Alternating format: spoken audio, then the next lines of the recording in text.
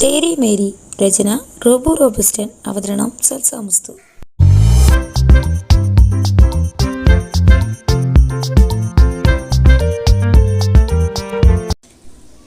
അതിന് നിങ്ങൾക്ക് പണിഷ്മെൻ്റ് ഇല്ലെന്നാരാ പറഞ്ഞത്? നിങ്ങളെന്താ ഉദ്ദേശിക്കുന്നത്? ശ്രീ ഇടപെട്ടു. ശ്രീ എന്ന് നോക്കിക്കൊണ്ട് ത്രിമൂർത്തി സർ എൻവലപ്പ്, സോറി 3 പേരുണ്ടല്ലോ അല്ലേ, അപ്പോൾ 3 എൻവലപ്പ് എടുത്ത് അവർക്ക് ത്രിദേവീസ് നേരെ നീട്ടി. നിങ്ങൾക്കുള്ള പണിഷ്മെൻറ്റ്. നേരത്തെ ടെൻഷൻ അടിച്ചതിനേക്കാൾ ഒത്തിരി ടെൻഷനോടെ അവർ 3 ആ എൻവലപ്പ് വാങ്ങി. ചെറിയല്ല, വലിയ പേടിയോടെ തന്നെ അതിനുള്ള ഉണ്ടായിരുന്ന പുറത്തെടുത്തു. ത്രിദേവീസ് ഞെട്ടിക്കൊണ്ട് ത്രിമൂർത്തീസിനെ നോക്കി. 2 years later. നന്ദിനി, എൻ്റെ പേഴ്സ് നീ എവിടെ വെച്ചത്? ഇവിടെ കാണുന്നില്ലല്ലോ. തലയിൽ പൂവ് ചൂടുന്ന നന്ദിനിയെ നോക്കി സാരംഗി ചോദിച്ചു. ദാ വരുന്നു മഹിയേട്ടാ, ഇതല്ലേ നിങ്ങളുടെ പേഴ്സ്? എല്ലാം ഞാൻ തന്നെ എടുത്തു തരണോ? പിന്നെ എൻ്റെ സാധനങ്ങൾ എൻ്റെ ഭാര്യയ്ക്ക് പകരം മറ്റാരെങ്കിലും ആണോ എനിക്ക് തരേണ്ടത്? നിങ്ങളോട് തരിക്കൊക്കെ ഞാനില്ല, എനിക്ക് 100 കൂട്ടം പണിയുള്ളതാ, ഒന്ന് മാറിക്കുകയെന്നും പറഞ്ഞ് നന്ദിനി പോകാൻ നിന്നതും സാരംഗ് നന്ദിനിയെ പിടിച്ചു നിർത്തി. എന്താടോ ഭാര്യ, ഇപ്പോൾ ഭർത്താവിനെ തീരെ പരിഗണിക്കുന്നില്ലല്ലോ. ഒന്നുമില്ലേലും നിൻ്റെ ഒരേ ഒരു കെട്ടിയവനല്ലേ ഞാൻ. മഹിയേട്ടാ, ഇന്ന് നമ്മുടെ കല്യാണമല്ലേ, നമ്മുടെ മോളുടെയാ. പോയി വരുന്നവരൊക്കെ അകത്തേക്ക് വിളിച്ചിരുത്ത മനുഷ്യ, അങ്ങനെ റൊമാൻസിക്കാൻ വന്നിരിക്കുന്നു. ആദ്യം സോഫ്റ്റായി പറഞ്ഞു തുടങ്ങി, ഒടുവിലൊരു അലർച്ചയിൽ എത്തി നിന്നതും സാരംഗ് ഞെട്ടിവേൻ നന്ദിനിയുടെ മുഖത്തുനിന്ന് കൈയെടുത്തു. എന്താ നോക്കുന്നത്? പോകാനല്ലേ പറഞ്ഞേ?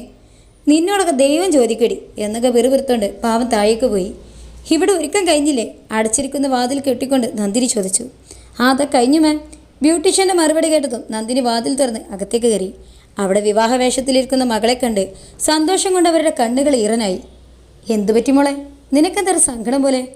നന്ദുവിൻ്റെ മുഖം കൈകളിലെത്തുകൊണ്ട് നന്ദിനി ചോദിക്കുന്നത് കേട്ടുകൊണ്ടാണ് ത്രിമൂർത്തീസ് വന്നത്. എങ്ങനെയമ്മ എനിക്ക് സങ്കടമില്ലാതിരിക്കുക? ഈ അവസരത്തിൽ ഞാൻ ഏറ്റവും കൂടുതൽ ആഗ്രഹിക്കുന്നത് എൻ്റെ ബാബീസ് അടുത്ത് വേണമെന്നാണ്. എനിക്കവരെ ഒരുപാട് മിസ് ചെയ്യുന്നു അമ്മേ.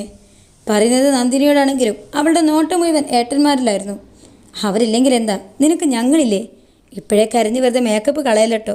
അത് കണ്ടാലെങ്ങനെ കല്യാണച്ചക്കൻ്റെ ബോധം പോയാലേ ആകെ നേണക്കേടാവേ, പറഞ്ഞേക്കാം എന്നും പറഞ്ഞ് റയാൻ അവളുടെ കണ്ണു തുറച്ചു കൊടുത്തതും നന്ദു അവൻ്റെ നെഞ്ചിലൊരു അടാറ് കുത്തങ്ങ് കൊടുത്തിട്ട് അവനെ കെട്ടിപ്പിടിച്ചു. അതെ, അവ മാത്രമല്ല, ഞങ്ങൾ നിൻ്റെ ചേട്ടന്മാരാ. ആ നിൽപ്പ് കണ്ട് ലേശം കുഷ്മി കയറിയ ദേവനും കാശിയും അങ്ങനെ പറഞ്ഞതും അവൾ അവരെ രണ്ടിനെയും നോക്കി കോക്രി കാണിച്ചിട്ട് റയാനോട് ചേർന്ന് നിന്നു.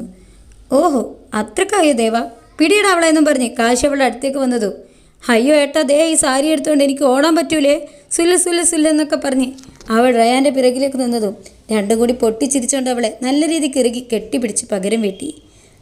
സ്നേഹപ്രകടനമൊക്കെ മതിയാക്കി തൽക്കാലം ഇറങ്ങാൻ നോക്ക്.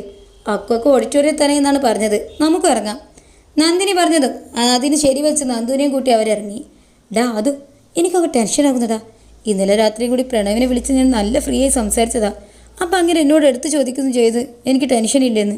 ഇപ്പം ഈ കോലത്തിലെങ്ങാനും എന്നെ കണ്ട ആളെന്നെ കളിയൊക്കെ കൊല്ലും.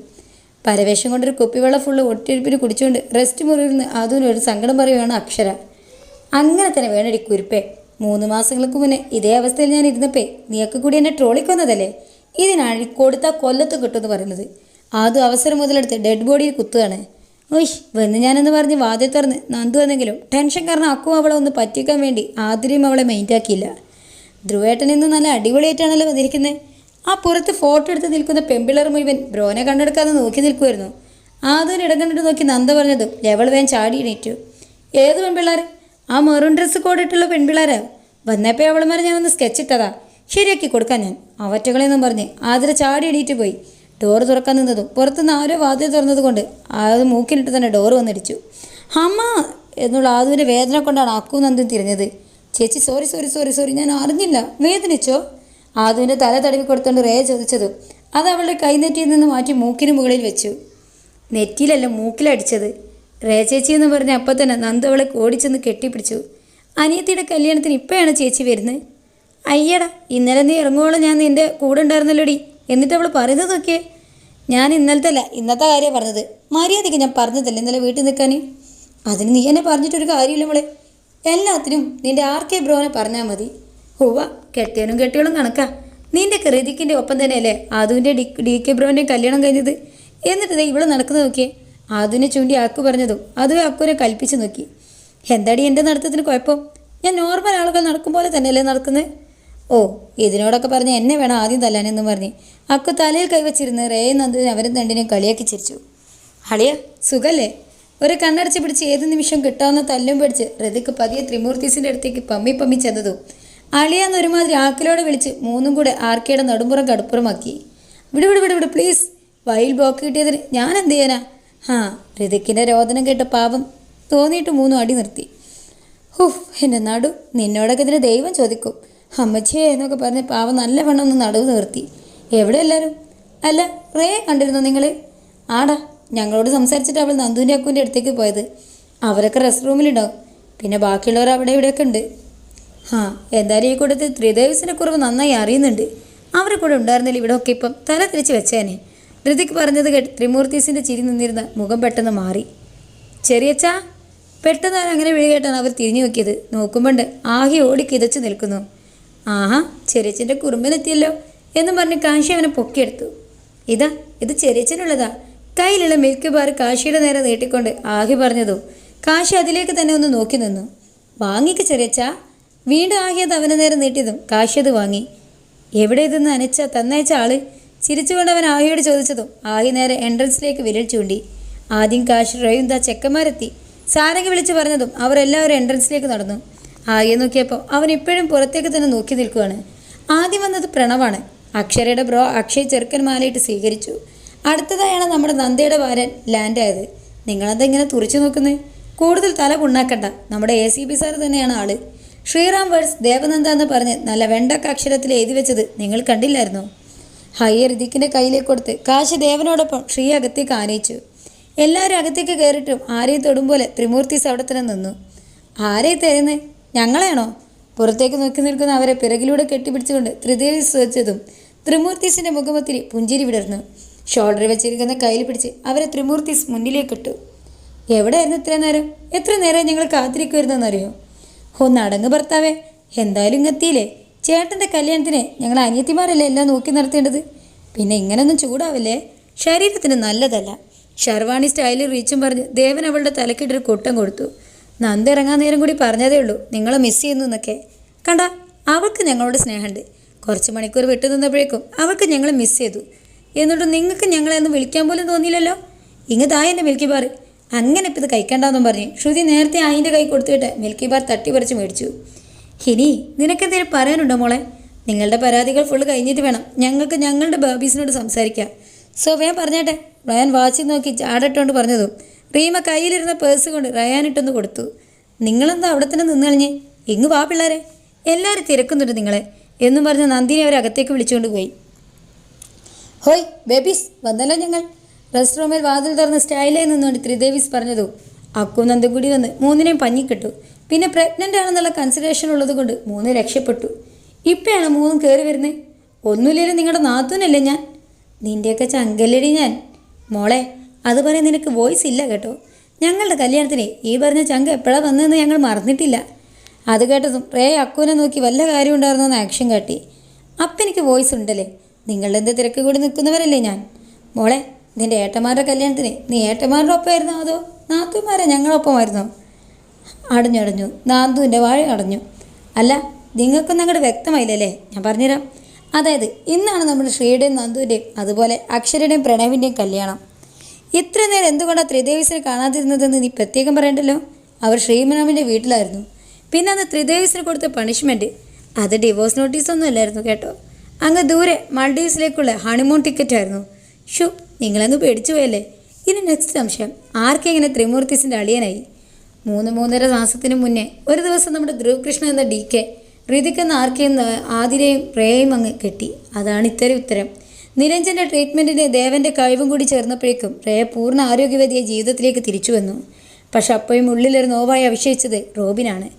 അതിനൊരു സൊല്യൂഷനായി ആണ് ഋതിക്കിൻ്റെ പ്രപ്പോസൽ ത്രിദേവീസ് മുന്നേസ് വെച്ചത്. അറിഞ്ഞോ അറിയാതെയോ ഋതിക്കിൻ്റെ ലൈഫ് ഇങ്ങനെ ആയതിൽ റേ കാരണമല്ലേ. ആലോചിച്ചപ്പോൾ അത് തന്നെയാണ് ശരിയെന്ന് എല്ലാവർക്കും തോന്നി. ഒരിക്കലും ശ്രല്ലയ്ക്ക് റോബിന് പകരമാകാൻ സാധിച്ചില്ലെങ്കിലും റേയും ഋതിക്കും ഒരുമിച്ചാൽ ഒരിക്കൽ ലൈഫിൽ നഷ്ടപ്പെട്ടു പോയ ഹാപ്പിനെസ് തിരിച്ചു പിടിക്കാൻ സാധിക്കുമെന്ന് അവർ ഉറച്ചു വിശ്വസിച്ചു. ആദ്യം രണ്ടുപേരും ഒത്തിരി എതിർത്തെങ്കിലും ഒടുവിൽ അവർ ഒന്നിക്കുക തന്നെ ചെയ്തു. റീമയും അച്ഛനും അമ്മയ്ക്കും ഋതിക്കിനും റോബിനും സ്ഥാനം തന്നെ നൽകി. സ്വന്തം മകനെ അവരിൽ നിന്ന് അകറ്റിയതിനു പകരമായി ദൈവം മറ്റൊരു മകനെ അവർക്ക് നൽകി. എല്ലാം നഷ്ടപ്പെട്ട് സ്വയം അനാഥനെന്ന് സങ്കല്പിച്ച് ജീവിച്ച ഋതിക്കിന് ഒരേ സമയം സ്നേഹം കൊണ്ട് വീർപ്പ് മുട്ടിക്കുന്ന മാതാപിതാക്കളെയും കുരുത്തക്കിടന്ന് കൈയും കാലും വെച്ച 3 അനിയത്തിമാരെയും അവർക്ക് ഒട്ടും മോശമില്ലാത്തൊരു ഭാര്യയും കിട്ടി. റോബിൻ്റെ കുറവ് നികത്തിക്കൊണ്ട് ഋതിക്ക് കടന്നു വന്നതോടെ ത്രിദേവിസ് പഴയ ത്രിദേവിസായി മാറി. ആകെയുള്ളൊരു വ്യത്യാസം എന്തെന്നാൽ പണ്ട് ശത്രുവിൻ്റെ സ്ഥാനമായിരുന്ന ശ്രീക്കെങ്കിലും ഇപ്പോൾ ശ്രീയും അവരുടെ കൂടെ കൂടി വഷളായി എന്നതാണ്. ലൈഫ് അങ്ങനെ അടിപൊളിയായി പോകുന്നതിനൊപ്പം ഒരു ബോണസായി മാൻഷനിലേക്ക് ന്യൂ മെമ്പേഴ്സ് വരവഴിച്ചു. എല്ലാ കാര്യത്തിലും ഒറ്റക്കെട്ടായ ത്രിമൂർത്തീസ് ത്രിദേവീസും ഈ കാര്യത്തിലും ഒറ്റക്കെട്ട് തന്നെ. മുഹൂർത്താകാറായി, വധുവിനെ വിളിക്കാം. അത് കേട്ടതും മാതാശ്രീകൾ മണ്ഡപത്തിലേക്ക് വരാനുള്ള നിർദ്ദേശം കൊടുത്തു. താലം കയ്യിലെന്തി മണ്ഡപത്തിലേക്ക് കയറുമ്പോൾ കപ്പിൾസിൻ്റെ കണ്ണുകൾ തമ്മിലൊടുക്കി. അത് കണ്ട് പല മൂലകളിൽ നിന്നും ആക്കിച്ചുമ തുടങ്ങിയതോടെ വധുവരന്മാർ ഡീസൻ്റായി.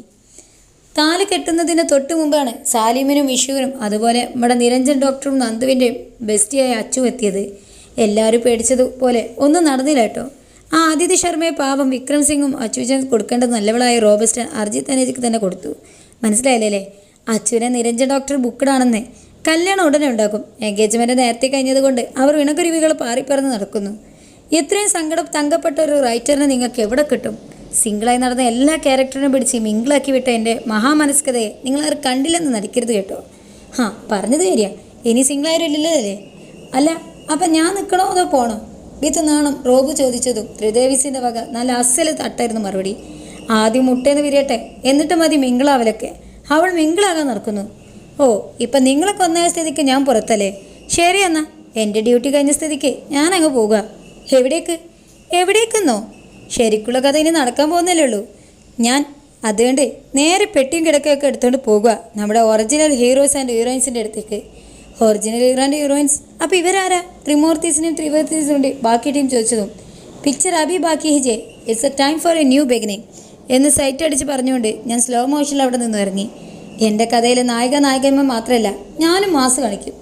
സീമോൻ എവരിബഡി, നമുക്ക് നമ്മുടെ റിയൽ സ്റ്റോറിയിലേക്ക് പോകാം. എന്താണെന്നറിയണ്ടേ? ആ സ്റ്റോറിക്ക് നമ്മൾ തമ്മിൽ എന്തോ ഒരു ബന്ധമുള്ളതുപോലെ തോന്നുന്നു. തേരി മേരി ലവ് സ്റ്റോറീസ് എന്തോ ആലോചിച്ചുകൊണ്ട് ഋതു പറഞ്ഞതും ഡെല്ലയും കിട്ടും അത് ശരിവെച്ചു. ഋതുവിൻ്റെ കുട്ടിയുടെ പപ്പ വരുന്നതും കാത്ത് ആൾ വർക്ക് ചെയ്യുന്ന ഹോസ്പിറ്റലിനടുത്ത് വണ്ടിയെടുത്തും കാത്തു നിൽക്കുന്നവന് ഡെന്നിയും ഡെല്ലയും കിട്ടും ഋതുവും. അവൾ വന്നിട്ട് വേണം കുറച്ച് സ്ഥലത്തേക്ക് പോകാൻ. അല്ല, ഇനി നമ്മുടെ ഹീറോസ് എപ്പോഴാണ് അവൾ ലാൻഡ് ചെയ്യുക? അത്യാവശ്യം നാണൊക്കെ വരുത്തി ഡെല്ല പറഞ്ഞതു നോക്കിയിരുന്നോ. ഇപ്പം വരും ഹീറോസ് എന്നൊക്കെ പറഞ്ഞ് ഡെന്നി അവളെ പുച്ഛിച്ചു. അത് നമ്മുടെ ഡെല്ല കൊച്ചിന് തീരെ പിടിച്ചില്ല. ഡെല്ല ദേഷ്യം വന്നിട്ട് അവൻ്റെ ചെവിക്കിട്ടൊരു കേക്കം കൊടുത്തു. ദച്ചു, നിന്നോട് ഞാൻ പലതവണ പറഞ്ഞിട്ടുണ്ട് എൻ്റെ ചെവിക്ക് പിടിക്കല്ലേന്ന്. ഡെല്ലിയുടെ കൈ ശക്തി എടുത്ത് മാറ്റിയിട്ട് ചെവി തിരുമ്മി ഡെന്നി പറഞ്ഞതും ലെവളൊന്ന് പുച്ഛിച്ചു. നിന്നോട് ഞാനും പറഞ്ഞിട്ടുള്ളതല്ല ചക്ക, എനിക്കിട്ട് പുച്ഛിക്കാൻ നിൽക്കരുതെന്ന്. അതനുസരിക്കണമെങ്കിൽ ആദ്യം സ്വന്തം കയ്യിലിരിപ്പ് നന്നാക്ക്. ഭീകരി, എൻ്റെ കയ്യിലിരിപ്പിന് എന്താണോ കുഴപ്പം? ഇത് നോക്കിയേ, നിൻ്റെക്കാളും 8 വയസ്സിന് മൂത്തതാ ഞാൻ. മര്യാദക്കെന്നെ ബഹുമാനിച്ചോണം. ബഹുമാനിക്കാൻ പറ്റിയൊരു മുതൽ പ്രായത്തിലല്ല പെരുമാറ്റത്തിലാണ് കാര്യം. ഈ നടുറോട്ടിൽ കിടന്ന് തല്ലുകൂടുന്നതിനെ ഞാൻ എങ്ങനെ ബഹുമാനിക്കാതെ വെച്ചുവേ? നീയോ? എടാ, അതോടെ രണ്ടും നടുറോഡിൽ കിടന്ന് വഴക്കിടാൻ തുടങ്ങി. ഋതുവും ഇതും കൂടി ഒരു വിധത്തിൽ രണ്ടിനെ പിടിച്ചു മാറ്റി. കിട്ടു, നിങ്ങളുടെ കൂട്ടുകാരോട് വെറുതെ എന്നോട് കളിക്കാൻ നിൽക്കണ്ടെന്ന് പറഞ്ഞേക്ക്. കിട്ടുവിൻ്റെ കയ്യിൽ നിന്ന് വിട്ടുമാറിക്കൊണ്ട് സൈഡ് റെഡ്സി പറഞ്ഞതും നിന്നെ ഇന്ന് കാണിച്ചു തരാടാന്ന് പറഞ്ഞ് ഡെല്ല ഋതുവിൻ്റെ പിടിവിരിച്ച് അടുത്ത് കിടന്നൊരു കല്ലെടുത്ത് കയ്യിൽ പിടിച്ചു. രംഗം പന്തിയല്ലെന്ന് കണ്ടപ്പോൾ തന്നെ ഡെന്നി കുറച്ച് ഡീസൻ്റിട്ട് നിന്നു. തെച്ചു വേണ്ട, കല്ല് തായിട്. തെച്ചു പറയുന്ന കല്ല് തായിടാൻ. നീ കൂടുതൽ കിരീടം കളിക്കണ്ട, നിന്നെ ഞാൻ ഇന്ന് ശരിയാക്കടാന്നും പറഞ്ഞ് ഡെല്ല കല്ലെടുത്ത് അവന് നേരെ എറിഞ്ഞതും ചെക്കൻ കുനിഞ്ഞുകൊണ്ട് വേഗം റോഡ് ക്രോസ് ചെയ്ത് ഹോസ്പിറ്റലിലേക്ക് ഓടി. പക്ഷെ പണി കിട്ടിയത് പാവം നമ്മുടെ നായകന്മാർക്കാണ്. ഡെല്ല എറിഞ്ഞ കല്ല് നേരെ ചെന്ന് കൊണ്ടത് അതുവഴി പോസ് ചെയ്ത BMW ക്ലാസ്സിലേക്ക്. ഓൺ ദി സ്പോട്ട് വണ്ടി അവിടെ സ്റ്റോപ്പായി. കിട്ടുവേ ഋതുവേ, നിങ്ങൾ അറിഞ്ഞോ? നമ്മൾ വെട്ട്. നമ്മളോ? ഞാൻ പെട്ടാൽ എന്തായാലും നിങ്ങളും പെട്ടൂത്തല്ലേ തെണ്ടി. കഥ പറഞ്ഞ് നിൽക്കാതെ എങ്ങനെയും മുങ്ങാനൊരു ഐഡിയ പറയും. ഒരു ഫ്രീ അഡ്വാൻസ് മിസ് ആങ്കറിനെ ഓടിക്കോളും എന്നിട്ട് എല്ലാം പറഞ്ഞത് 3 പിറകിലേക്ക് തിരിഞ്ഞ് നോക്കി ഓടി. പക്ഷെ ചെന്ന് പെട്ടത് വേറൊരു വണ്ടീൻ്റെ മുന്നിൽ. പാവം അതിൻ്റെ ഡ്രൈവർ അവരെ ഇടിക്കേണ്ടിരിക്കേണ്ടി വേണ്ടി വെട്ടിച്ചതും അടുത്തുണ്ടായിരുന്ന മരത്തിൽ ചെന്നിടിച്ച് വണ്ടിയുടെ കാര്യത്തിൽ ഒരു തീരുമാനമായി. മക്കളെ, നിങ്ങളറിഞ്ഞോ? ഞങ്ങൾ പിന്നെയും പെട്ടു. എല്ലാ സ്റ്റോറീസിലും ആദ്യം ഒന്നുകിൽ നായകനുമായി നായിക ഉടുക്കും, അല്ലെങ്കിൽ വില്ലനുമായി ഉടുക്കും. ബട്ട് ഇവിടെ നമുക്കൊരു ട്വിസ്റ്റ് കൊണ്ടുവരാം. ഒരേ സമയം വില്ലൻ്റെയും നായകൻ്റെയും തല്ലി മേടിക്കാൻ പറ്റിയ Zakir bike. But they can. എൻ്റെ നായകന്മാർക്ക് അതിന് പറ്റും. അങ്ങനെ അവർ കണ്ടുമുട്ടുകയാണ് സുഹൃത്തുക്കളെ. വില്ലനും നായികയും നായകനുമല്ല ഒരു സമയം കണ്ടുമുട്ടുകയാണ്. ഇനി എന്തൊക്കെ നടക്കുമെന്ന് തമ്പുരാൻ അറിയാം. അവസാനിച്ചു. അത് പറയാൻ പറ്റില്ല കേട്ടോ. കഥ ഇവിടെ തുടങ്ങുന്നതേ ഉള്ളൂ. Teri Meri love story 2 a new beginning. Wait hero babes അവർ ബാക്ക്. കൺഫ്യൂഷൻ ഉണ്ടല്ലേ? അത് തേരി മേരി 2-ലെ പുതിയൊരു തുടക്കത്തിന് തുറക്കം കുറിച്ചതാണ്. അപ്പോൾ ആ കഥ കേൾക്കണമെങ്കിൽ നിങ്ങൾ കമൻറ്റ് ചെയ്യുക കേട്ടോ. അത് തെരിമരി 2 മാത്രമാണ്. അപ്പോൾ ഈ ഒരു നമ്മുടെ ഋതിക്കിൻ്റെയും നമ്മുടെ റീമയുടെയും നമ്മുടെ റോഷൻ്റെയും എല്ലാവരുടെയും കഥ ഇവിടെ അവസാനിച്ചിരിക്കുകയാണ്. അപ്പം നമുക്ക് അടിപൊളി കഥയുമായിട്ട് വീണ്ടും കാണാം. അപ്പോൾ തരുന്ന സപ്പോർട്ടിന് 1000 നന്ദി അർപ്പിച്ചുകൊണ്ട് നമ്മൾ പുതുപുത്തൻ കഥയുമായി നാളെ മുതൽ കാണാമെന്നുള്ള വിശ്വാസത്തോടെ തൽക്കാലത്തേക്ക് ഇവിടെ പറയുകയാണ്. ഇസ്മി സെൽസ മുസ്തു signing out. Thank you for watching. Bye by.